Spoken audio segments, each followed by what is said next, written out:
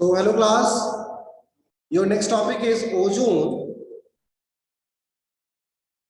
and in this topic actually three different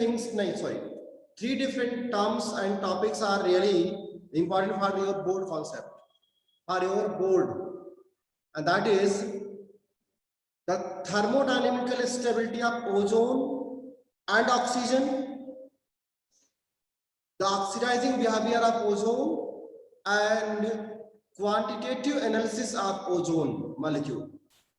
Most of the time when the question is asked from this section, they ask the question from these three, any one of these three. So that is the thermodynamical stability. Thermodynamical stability always depend upon the value of delta G, as we know now. The value of delta G will decide the thermodynamical stability. So look at the reaction first. The preparation of ozone is actually the conversion reaction of oxygen into the ozone molecule.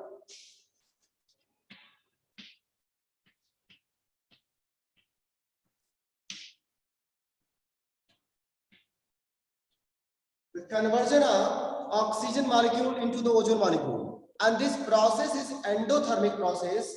This process is endothermic process. The delta H value is,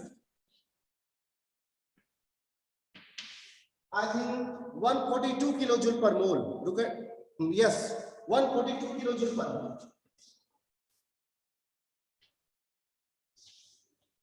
Look at the value. The formation of ozone molecule in the presence of oxygen means conversion of oxygen into ozone is actually a process of endothermic.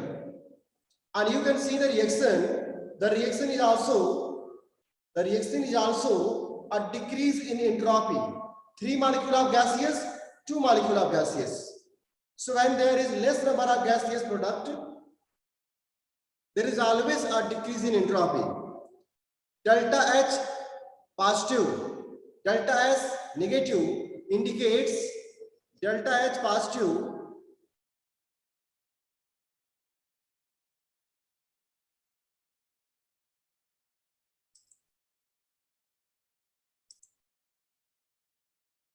so far delta G negative we should have delta H negative and delta S positive generally, because we know the formula. Delta G equal to delta H minus T delta S. For a large delta G, for a large negative delta G, delta H should be negative and delta S should be positive. But look at the reaction. The conversion of oxygen molecule into ozone molecule is endothermic. Delta H is positive and delta S is negative, which will actually give a positive delta G value, indicating the conversion is not spontaneous. The conversion of oxygen into ozone is non-spontaneous. And this is the reason we have to learn why the ozone, the depletion of ozone or decomposition of ozone into oxygen is very feasible reaction. in the presence of electrical discharge, in the presence of some gaseous molecule like oxides of nitrogens, in the presence of freons, the depletion of ozone takes place more easily because the reaction is actually spontaneous. The decomposition of oxygen is spontaneous. And look at the process.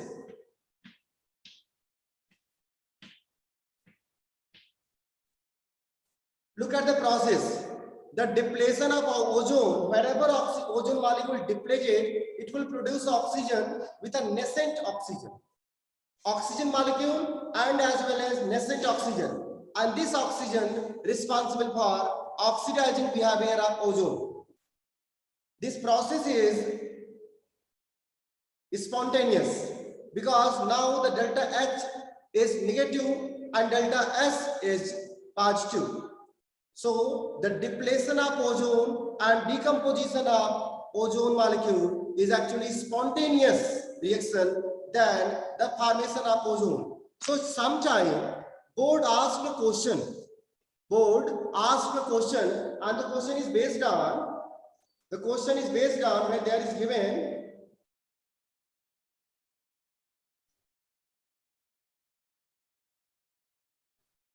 where is question? Wait, let me search.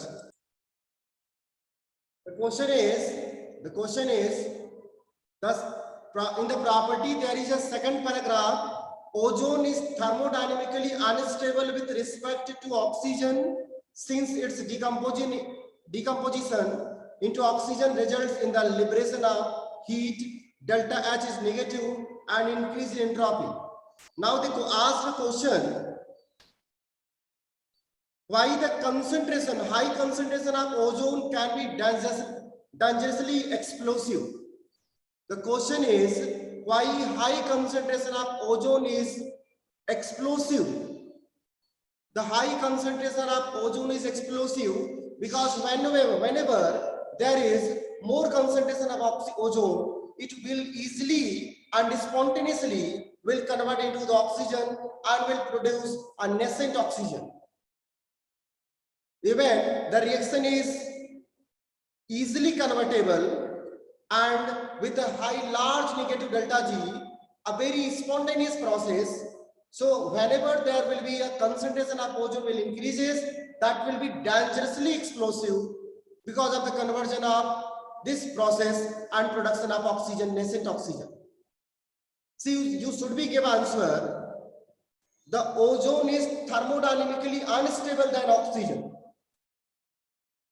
And that's why as soon concentration of ozone increases, it will be easily converted into oxygen because of a spontaneous process. So that is the question based on the thermodynamical stability. Now the second question, what they asked about, that question based on the oxidizing behavior. Always the substance having oxidizing behavior is because of the two different types of particles. Whenever we are going for oxidizing behavior, this actually based on the two different types of particles. The one particle is, if the compounds having ability to produce nascent chlorine,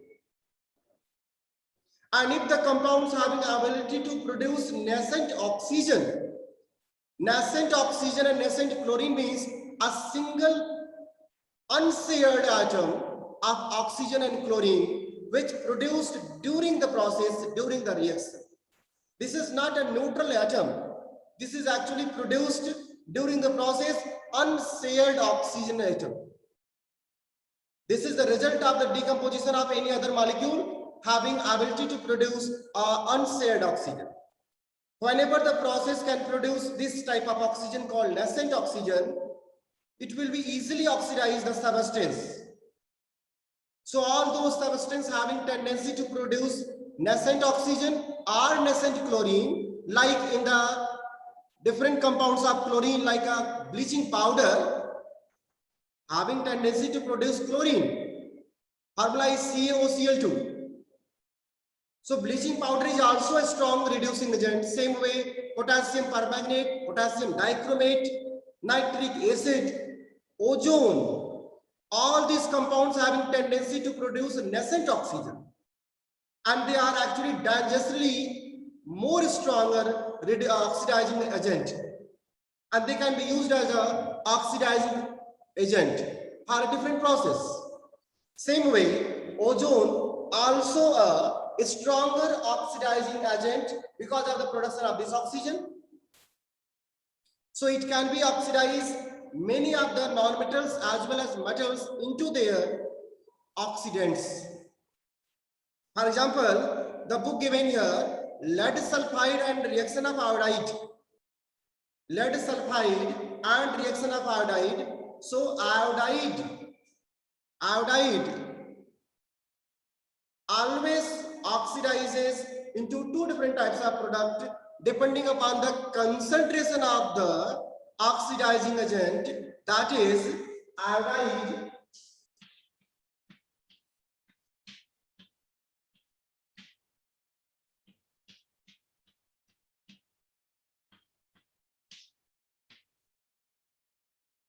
Iodide can be oxidizes into iodine as well iodic acid. This is called iodate. This is called iodate. IO3 minus. So iodide ions from the different metals like a potassium iodide, from the sodium iodide, from the hydrogen iodide can be oxidized into iodine or iodic acid depending upon the concentration of the oxidizing agent. For example, here the low concentration of ozone oxidizes iodide into iodine, and further if the concentration increases of the ozone molecules, then the same iodide can be oxidizes into iodate ion, which form iodic acid in the aqueous solution. When we moving towards the next chapter, dear block, there will be a two different oxidizing agent. We have to be learn their properties called potassium dichromate and potassium permanganate. The same reaction will come again. The same reaction will come again, and there potassium dichromate and potassium permanganate, because of the strong oxidizing behavior, oxidizes same iodide into iodate without changing into iodine, because they have a greater tendency to oxidize the substance than nitric acid than iodine. So student, learn it. We have some general substance which can be always oxidized into their oxidants. So I'm just giving here some of the example. For example, iodide, same way. Sulfide. Sulfides can be oxidized into sulfur or sulfuric acid. So sulfuric acid also known as, if we can show that sulfuric acid and sulfur trioxide having same oxidation number. Sometime in the book they written the oxidation of sulfide by oxidizing agent like ozone into sulfur dioxide, sulfur trioxide, or sometimes only sulfur. The three possibilities. Sulfur dioxide in aqueous solution forms sulfurous acid. Sulfur trioxide in aqueous solution forms sulfuric acid. So they can also write sulfuric acid and sulfurous acid sometime in different books. Here in NCERT, they given sulfate. Sulfate means if the solution will be aqueous, then sulfuric acid. If there will be presence of metal, then metal sulfate. So how we can relate all the reaction, the concept of the reactions are same. For example, if there will be, look at the example here.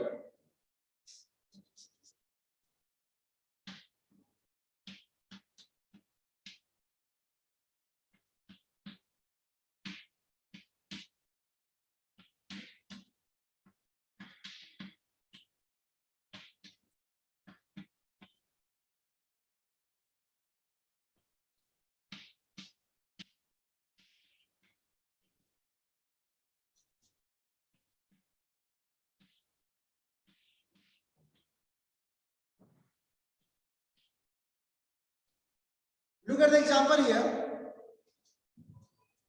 Hydrogen sulfide producing hydrogen sulfate, also known as sulfuric acid, and lead sulfide changes into lead sulfate. Both are the same substance. According to the oxidizing behavior, both are the same substance, because ozone oxidizes sulfide from -2 oxidation number to +6. Oxidizing behavior always metering according to the change of oxidation number, not the change of the compound, not the formation of compounds. Always oxidizing behavior metering according to the change of oxidation number. -2 changes into +6. Here also -2 changes into +6. the same oxidizing meter. The oxidizing meter will be same for both the reaction, but we have different compounds depending upon what we have taken. H2S or lead sulfide. So metal sulfides will give metal sulfate, but hydrogen sulfide will give sulfuric acid. That is the only difference. So same way, there are, you can write as different reactions. If the question will be, for example, in the in-text question, that is given now. In-text number 7.18, that is given, why does ozone act as powerful oxidizing agent? So you have to be say, because the conversion of ozone into oxygen is spontaneous and also producing nascent oxygen, due to which ozone is a stronger reducing.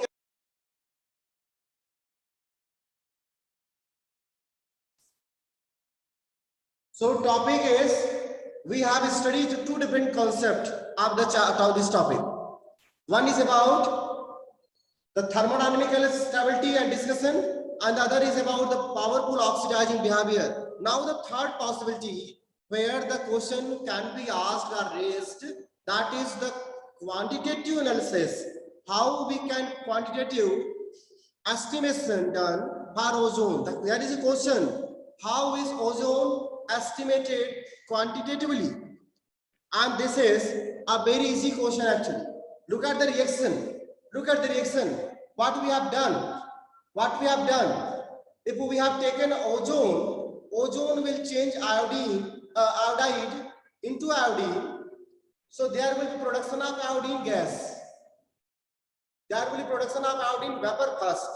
Iodine is a sublime substance which can be soon converted into the iodine solid. You are knowing, I think.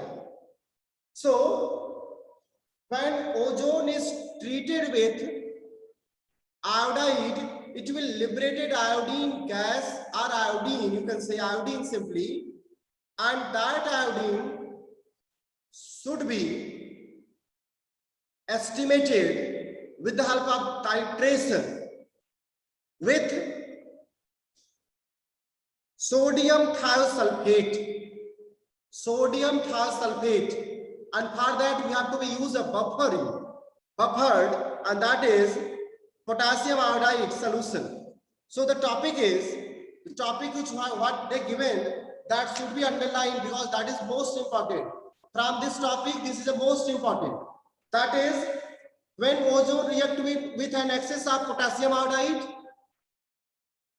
buffered with borate buffer, pH value 9.2, iodine is liberated because of the oxidizing behavior, and that iodine titrated against standard solution of sodium thiosulfate. Standard solution means we are knowing the concentration value of sodium thiosulfate. That will give you the concentration value of iodine, which is titrated against sodium thiosulfate. And when we get the concentration of iodine, so with the help of stoichiometric calculation, we can find out what amount of ozone was taken. What amount of ozone was initially taken, that can be calculated out. So this is the method of quantitative analysis or estimation of ozone. What amount of ozone gas is used, you have to be calculate with the help of the given reaction, with the help of potassium iodide, buffered with borate buffer, pH value 9.2, and then iodine gas must be titrated against sodium thiosulfate solution. This is all about this topic. This is all about this topic. Now the problem is, sometime board or any competition, they ask about the bond length of ozone oxygen bond length in ozone molecule. You can see in the resonance, whenever molecules having ability to form resonance, the bond length always equivalent. You can see there is double bond character as well as single bond character. Students, when there is double and single bond both character, it means the oxygen-oxygen bond length must be equivalent in all three oxygen. That is, the exact value is 128 picometer. No need to learn the value, but you have to be learn the ozone molecule having identical bond length of oxygen-oxygen atom because of resonating structures of two different canonical forms. This bond length must be greater than the single bond length and must be smaller than the double bond length. Okay, I'm just spoken inwardly.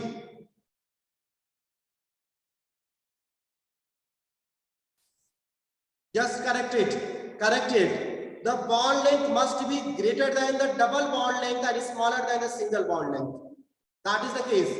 Single bond is always greater than the double bond. So whenever the molecule having tendency to form a resonance, the bond length always in between the different bond character what they show in the figure.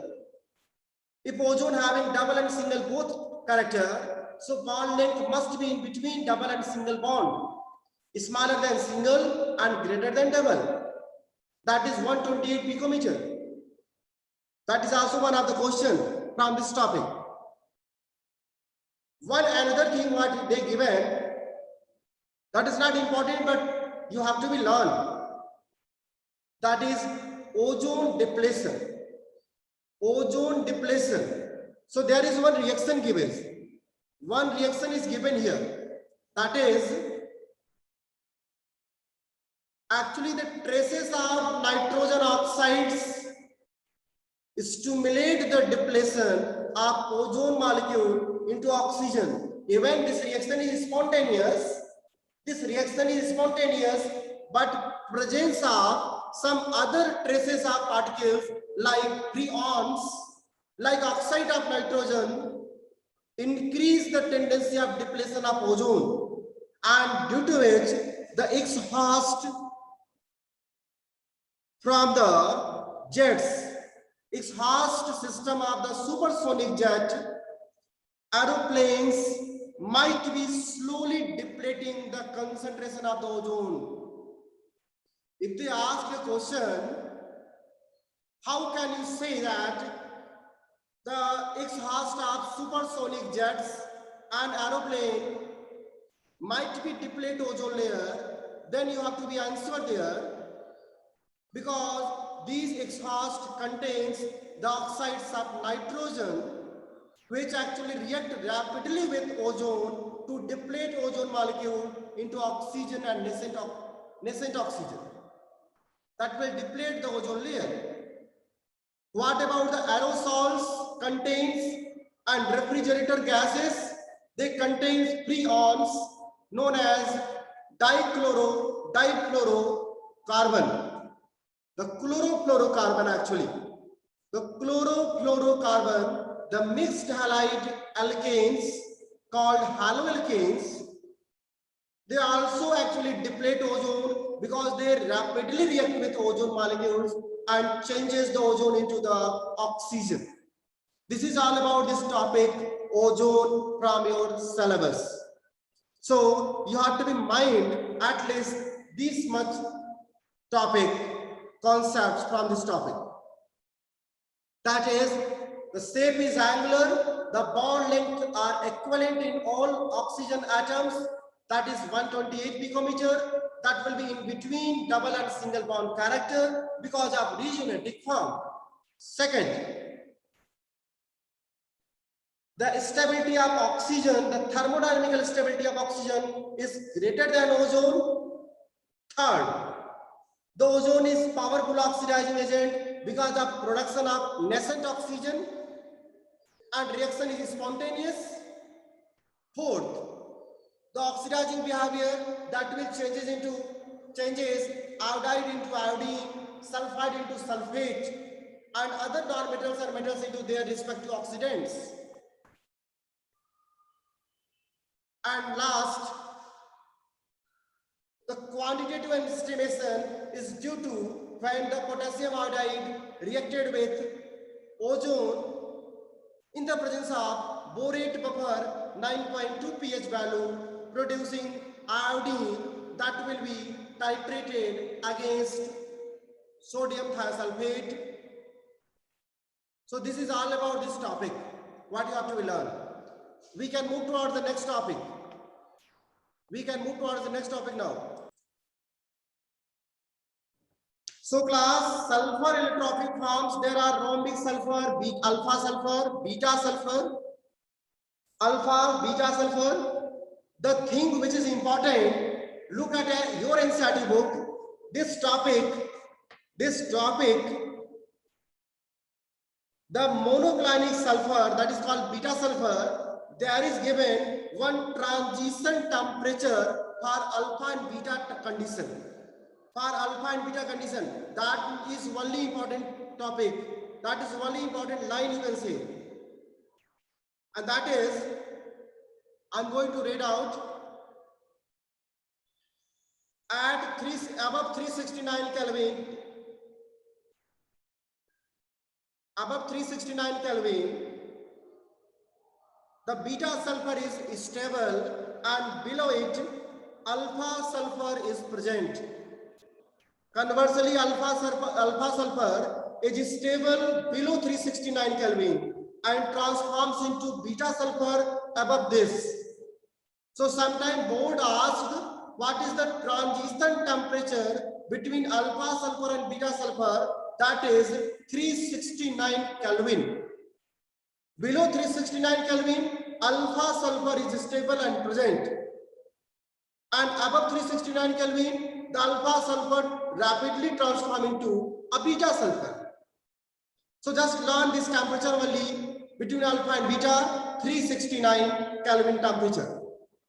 Transition temperature, that is called transition temperature. And second thing, what the important is, that is, there is some structure is given. You can see there is some structure given. That is called a crown structure and chair structure. Crown and chair structures. Actually, if sulfur present in the S8 form, it form a crown structure. If sulfur present in the S6 form, it will present in the board structure as well as a chair structure. That is called board as well as chair structure. Look at the structures.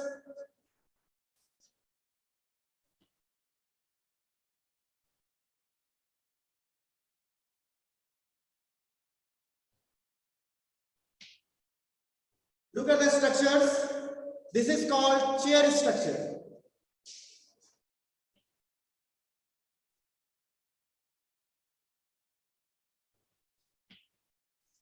This is called board structure. You can count, there will be 6 sulfur atoms. 1, 2, 3, 4, 5, 6. 1, 2, 3, 4, 5, 6. Both are same. Yes, 6 sulfur structure. Chair and board. One is called crown structure. It will be look like a W. Yes, 8 structure. But what is important, that is the formation of diatomic sulfur. That is called S2 form. There is given, you have to be underlined on the NCERT. At elevated temperature, 1000 Kelvin and more, sulfur present dominantly in the diatomic forms, which is paramagnetic as the oxygen molecule. Why the sulfur is paramagnetic or oxygen is paramagnetic? The paramagnetic behavior is because of the presence of unpaired electron in anti-bonding pi orbital. Anti-bonding pi orbital, that is given anti-bonding structures in the class 11th chemical bonding molecular orbital theory. Diatomic sulfur is paramagnetic because of unpaired electron in pi bonding, anti-bonding, as same in oxygen molecules. That question actually they asked, and that is given as example. So you have to be learn this example at least. This is all about the today's lecture. Next, we'll discuss about the some of the sulfur oxides and oxo acids of sulfur. That is important because the contact process is given here. The formation of sulfuric acid in the large scale, that is important for always in any type of examination. Then we'll start a group 17. So today lecture will be depend upon the oxo acids, sulfuric acid, and sulfur dioxide and sulfur trioxides. That is the last topic of group 16 family. Okay. Thank you.